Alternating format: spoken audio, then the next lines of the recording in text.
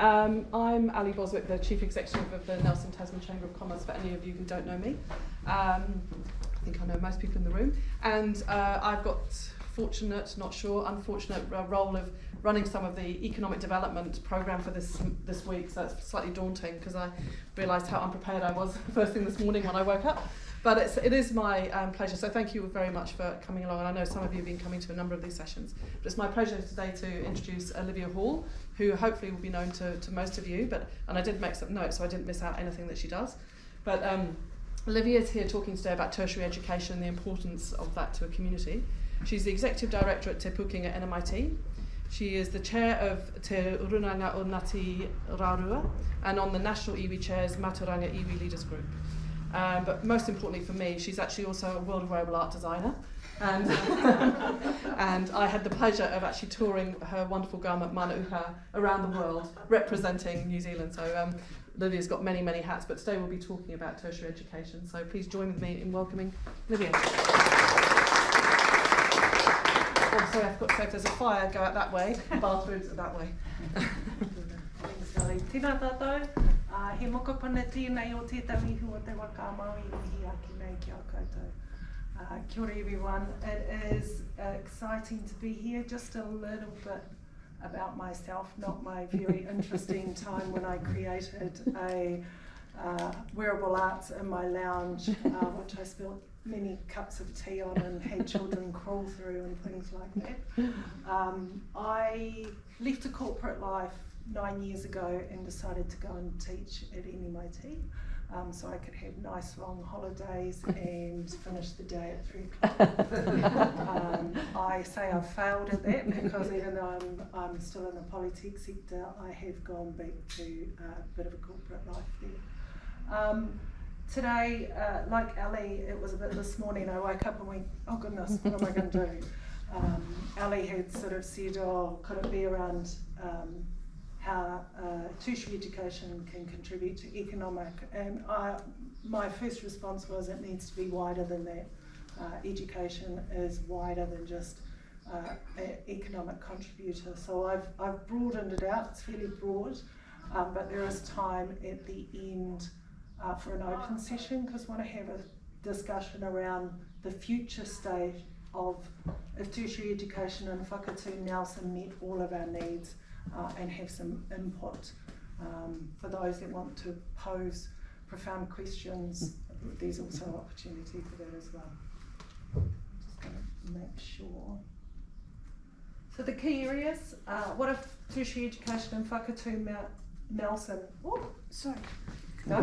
meet all of our social needs, our cultural needs, our economic needs, our environmental needs, what is our seeming current state and what could our future state be. So social needs, obviously there are a number of qualifications that are listed here that contribute to the social needs of a society or a community or a city. But there is also how we interact with each other. So I've just listed some of those: study of human society and social relationships. Cultural needs. Society without culture is as good as dead. I thought that was a great way to introduce that. And so we all know Nelson, we're known for the arts, we're known but in the broader sense of culture, so we have arts, languages, history, communication, media, philosophy, etc., etc. But we also have a variety of different communities and cultures that also have their own version of this.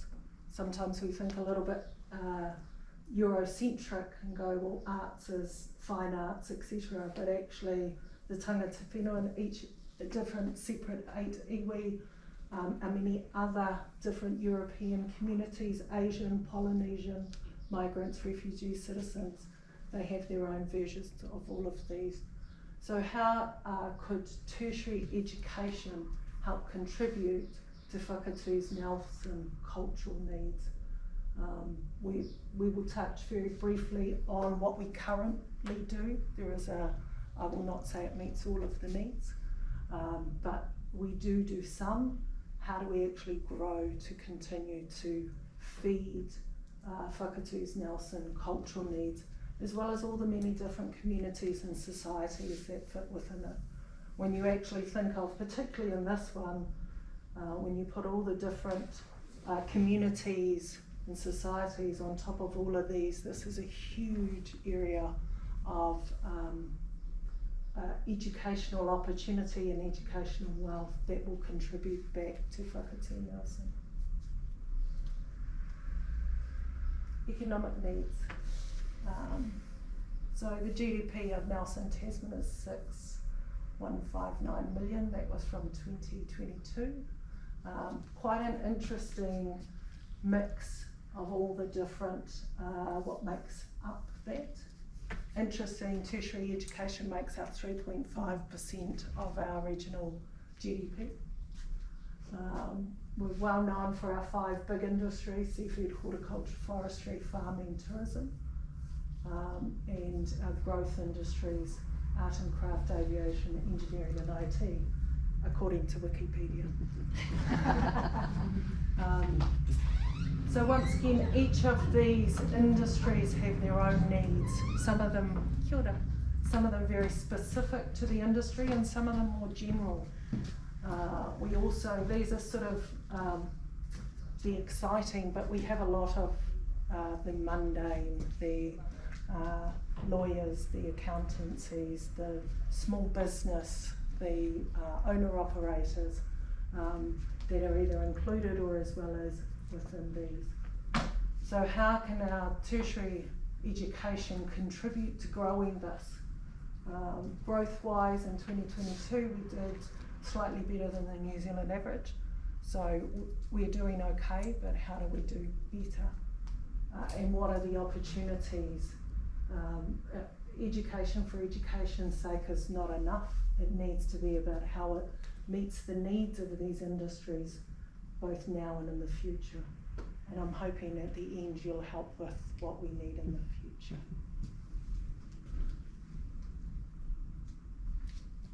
Oops, and there's the first spelling mistake. Nelson Tasman is intrinsically connected to our environment. We all know this. Part of why some of us live here is because of this slide alone. We have our mountains, we have our Tasman bays, we have the 4 national parks, we have so many ecotourism and adventure tourism, second spelling mistake, activities, caving, recreational activities. We have Waiporopupu Springs. We just have one of the most amazing places to live because of the environment we live in. There is also many qualifications that can feed into that around sustainability, sciences, both environmental and applied. And this whakatauki, I think, is a beautiful one, where it talks about actually long before us and long after any of us, our land and our environment will remain. So it's a very good reminder on the need for us to look after it, as well as not only so we can go and recreate and play on it, but also so that it lasts the many generations to come. Current state, just stating quite openly, obviously I work for NMIT Te Pūkenga. We do also have University of Canterbury teachers, early childhood, some education courses, as well as a number of private training and education institutes, whenua iti, etc.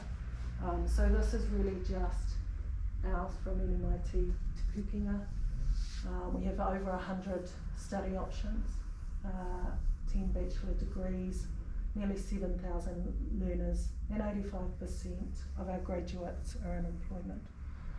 So this is good stuff, but the discussion is around how we make that better. I'll probably get a little bit, because I've rushed through all my slides, I'll just sort of riff a wee bit now. Obviously, Te Pūkenga is in the media at the moment to do with the reforms. There was the previous government look to centralise and get economies of scale. The focus, and particularly, and I've got a number of my colleagues sitting here, and one of the things that we loved about the intent, regardless of how you do that, the intent to be able to provide education in a way that suited the learner wherever they were, whatever qualification. We're all females sitting here, but we're all mums, and the thought of our kids not having to leave this region to go and get qualifications was fairly compelling for us. And so now our new, as we look forward to the changing back to a more localised and locally responsive, we're fully on board with that as well, but the question is how we get more qualifications available here to continue to contribute to this region. And so for all of the many industries, all the many needs touched on before, but that is still the guiding sort of principle about how we help make this region better by providing more. That doesn't necessarily mean everything has to be NMIT to Pūkenga. It can be partnering with universities. We've been in discussions lately with an international, they're also a polytech similar to us called a college, that how we partner, because sometimes the polytech may only be one part of the puzzle, and if we take all competition out of it, we start to then sort of go, how do we create pathways for learners? So yes, they might start at whenua iti, and then they might come to NMIT they might start there with a certificate, come to us for a degree, and then we potentially there's a master's that can be provided in partnership. So it is around those pathways for learners, so they don't have to leave our region. Unlike some other regions, our local makeup means we're to meet a variety of needs. We have some learners that have fallen out and come straight from high school, but we have a huge amount that are looking for part-time study, block courses, to second career, to get them on path for their second career. We love a good ACE course to make some jewellery at night, or some cheese, or some other. So the variety of how we meet all the needs, including, we have one of our growth areas is for the last few years has been around te reo, and they're mainly night courses. So we just have this huge variety. Conservation is also another area that's been growing for us recently. So the last question really was around future state. I was semi-hoping this was a bit of a two-way conversation on, and we go back to the original premise of what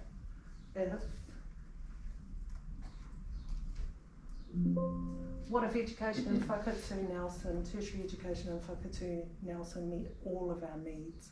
And look, I see some colleagues from the museum, I see some whānau from theatre and education, and a variety in our marae.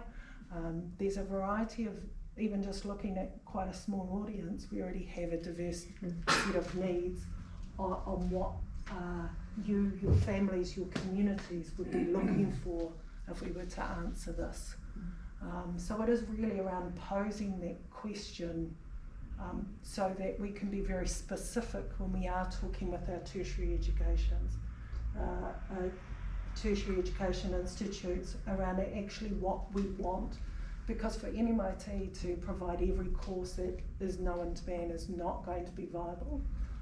And it also isn't necessarily what the community needs. So it is around sort of working out what courses can help feed what we want to have here. So this is going to be really exciting from an information, a research aspect of how we can help mould some of our delivery. Some things are really easy. Wikipedia goes, here's your main industries. We're already talking to those industries. We've already got a number of qualifications. But what I see the benefit of this is going to be about some of the additional community-led ideas that we will need to work out how we can be responsive to. I'm just seeing if, I can still ramble a little bit more. I think the other thing has been a relatively smaller area. One of the things that we've found is it isn't necessarily saying we have a social work or we have an engineering degree and that needs to run every year forever. Actually, sometimes running something for 3 to 5 years saturates the local market, waiting a couple of years building up for new ones. And actually, so that's how we manage our portfolio over multiple years, which sometimes we can be a bit short-sighted in how we manage that. We go, oh, there's this need for this, seafood's growing, whatever, there's this need for this, and we start a qualification, and then in 5 years' time we can't work out why it's not viable and nobody's coming. And it's really, we've just saturated all the need. So some of that is around that really responsive portfolio management. Thank you. I'm sure we're going to have some questions. Really I've already got someone with their hand up. Your questions. Kia ora. Do you think that the end goal should be as much, or one of the end goals should be Nelson is able to provide as much education as it can to assistants, as close to every thing that you can teach to be available in Nelson? Absolutely, and I think it's not only what, but how. So say when you're 20 and you want to, what do you think you might want to study? Isn't it useful to have a couple of places that have all the best resources to be able to teach you that you can go to in New Zealand? Like if you go to Wellington and you study a specific type of maths, isn't it more useful to have one of the best maths lecturers in New Zealand teaching 1,000 people in one course than every small city have its own lecturer teaching that course? Isn't it useful to have Totally agree. But how we do that. So some are looking to go and be with the best maths teacher, and some are looking, their primary thing is not to leave home because they can't afford to go to Wellington. So you don't need, so the end goal doesn't have to be to teach as absolutely much and as well in Nelson, it's just to cover the needs of the people who need more to stay at home than need to have a new national class in education. The MIT couldn't it save resource by just focusing on getting it to the standard where it's good enough for the people whose primary needs are to stay at home? Because those people probably wouldn't need as high education or as there is a variety. Why people go and study is for a variety of reasons. So yes, some want to have a degree. We do a number of degrees and even do some masters. Some are looking for the best teaching qualification, and it depending on what it is. We know Otago medical school, so NMIT's never going to try and replicate that, because totally agree with you. So your main aim isn't to have the...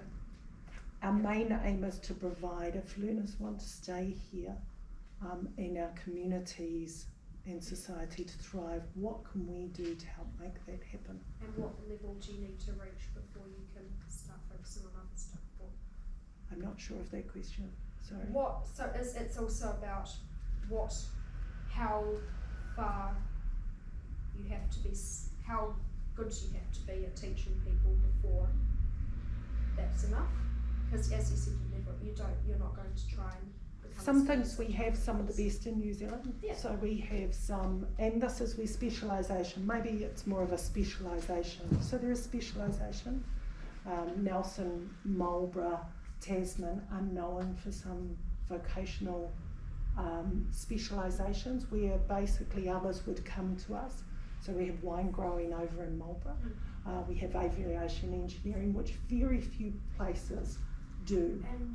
But if you're never going to want to be as good as Otago at teaching medicine, you need to figure out how good at teaching medicine you want to try and... Well, it's not as good necessarily, it's the different qualifications. So we do nursing, but we would never look to do neurosurgery or surgery, which is Otago. So once again, around those specialisation, I think it's a really good, because what you're talking about is on the national level, how we work out where our sweet spots are really good places to make sure that ours, there is some provision locally, but being realistic that we can't provide everything. I think that's a really good point around specialisation. I think the other point is around practicality. So if I want to do a law degree, I don't need to be hands-on to do a law degree. I can sign up with the University of Victoria and do that online. But if I want to do arts, for example, I do need to do it here, and it does need to have practical elements. So I think there's different things you can consider. Specialisation is awesome, like why would you have a medical degree in Nelson? I mean, it'd be great, we could host all the doctors here, but it's unlikely. Medical schools are quite specialised and intensive. So specialisation is one aspect, the practicality is another aspect. So yeah, there's a whole lot of different things to think of. I think of education almost a bit like I think of retail.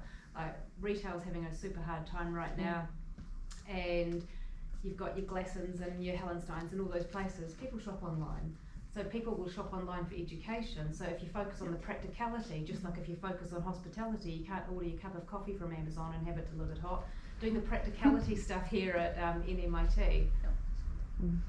And there is, not only is the online or the face-to-face on campus, face-to-face delivery, but there's also the in-work. Some people actually want to learn whilst they're in work, and there is ways to make that happen for some qualifications, and that whole different variety for different people. It is more around a shopping cart. I'd like to work part-time, so I'd like to have part-time online, part-time in-course, block courses. You know, it is, we have to be a lot more nimble and flexible than education has been in the past. I think COVID helped us a huge amount in different ways of teaching.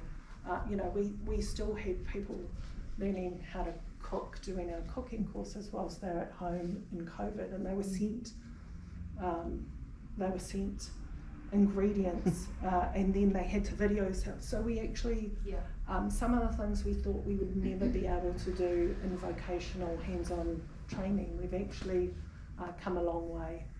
But the experience of being on campus is also what some people are really looking for. They're looking to go, I just want to study subtly for 2 years and then that's it, and have that wraparound support, which can be a bit different, and particularly online. You know, some of the statistics of people who start an online course and finish can be really different when you've got sort of that cohort around you as well as those learner supports. Yeah, I feel really sorry for anyone who went to university in the last few years. You're paying $20,000 to stay in the halls, and you spend all your time sitting in your room doing online learning because COVID's cancelled your classes. I mean, that would have been a nightmare. That's not why you go to university. Sorry, just Hi, I just had a thought, and I'm not sure it's fully formed, but I'd love your views on it, which is that it strikes me we're living in this place with so many creative people, so many creative industries that probably a lot of us don't even know about, but some of us probably know one or two. And I don't know how much NMIT or any other provider is sort of thinking about how to make Nelson have a point of difference in education, which is, you know, mixing almost that thing of humanities with particularly science, because of the key industries we've got here, like horticulture, viticulture, aquaculture. There's a lot of things going on here, and I feel that Nelson could, and maybe they are doing, I don't know, you know, NMIT, for example, could perhaps exploit a little bit more industry contacts with people who are thinking incredibly creatively. As an example, I picked my son up from the airport when he came back from uni a few weeks ago, and he bumped into a guy that he'd met down in Christchurch. And this young guy is probably 19, I think. He was going off to one of the forestry companies, and someone here has developed this incredibly innovative thing about reducing accidents on forestry sites. And when my son William explained it to us, it was like really incredible. And I had no idea that this was going on here. And I mean, maybe some of you do, but I thought this is something that Nelson could be really known for. Perhaps it's just not known enough. I don't know what you think about that. Maybe it's too hard sometimes to combine a course with a sort of industry component, but I wondered how much that does actually happen, people going, to learn within a company as part of their qualification.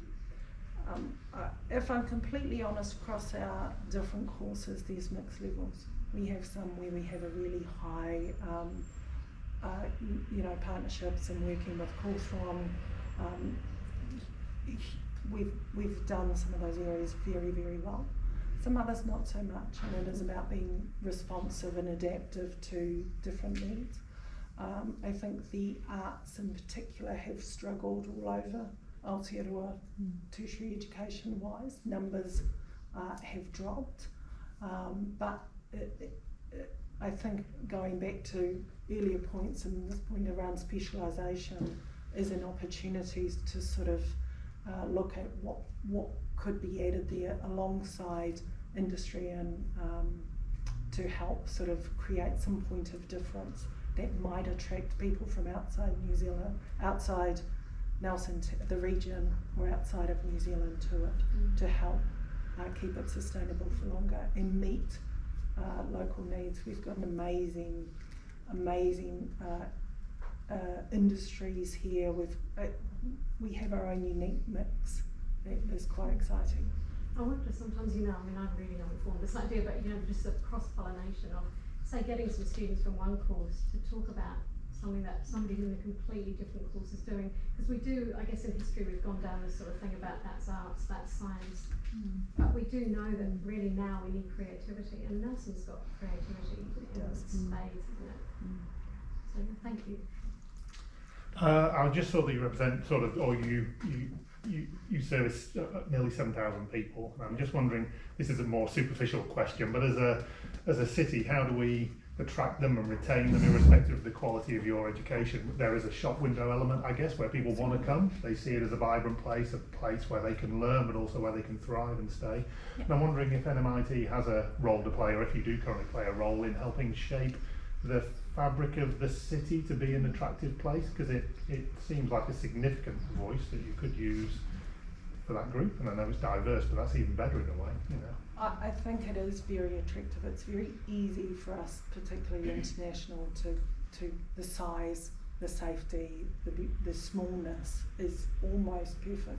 Right. At the cost of living here, accommodation, if there was really cheap student accommodation, I think we would have extra learners in spades. And is it something you actively seek to influence? I guess there's things like public transport, recreation, the city being a safe and clean place, whatever it might be, that your students feel make it an attractive place to be. Is that something that you champion on their part as an organisation? Absolutely, the bus stops, a number of things we do. We also work with host families, etc., to help give a variety of options. Right. But it would be a bit of a game changer for us, to be honest, if there was cheaper than everywhere else accommodation for learners, that they were well catered for and well looked after.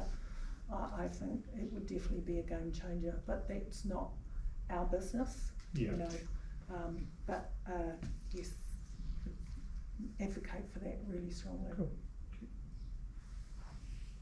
So just to add to that then, just to be totally clear, if a developer came along and said, actually we'll develop something and go into partnership with Pūkenga at NMIT, that's something that you would look at? I think, once again, it's not really our business. No. If we said we'll attract the learners that will keep your building full all the time and viable, that's how we would partner. That wasn't my question, actually. I just had a very quick question, just in terms of, obviously, the changes now that are facing you. Do you think that there's an opportunity not to throw the baby out with the bathwater in terms of some of the learning that's happened? Because it does feel, without knowing all the detail, that clearly there's some really positive things. So how can we still connect, I guess, into that wider? Absolutely, and I think we've sort of started to say we've learnt too much to go back to how we were. Yeah. So it's what we had plus, because actually that idea of being able to access a variety of courses in a variety of ways, including learners sitting here and being able to sit into and be learning something on another site because we don't have viable numbers to deliver it here, is exciting. And how we look after those learners locally, but they're actually doing a qualification from outside. So yes, the connections.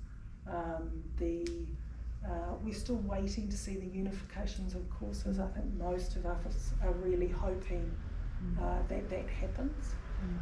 And they're taking some of the focus out of competing to get the learner and more focused on looking after and best delivering to that learner is something hopefully we don't lose in the change. I think the becoming more in touch in some of the questions and comments today, that feeds into that local, which actually that's the benefit potentially of changing back, but we don't want to lose some of that economies of scale, and for smaller sites being able to tap into different throughout the network is pretty valuable.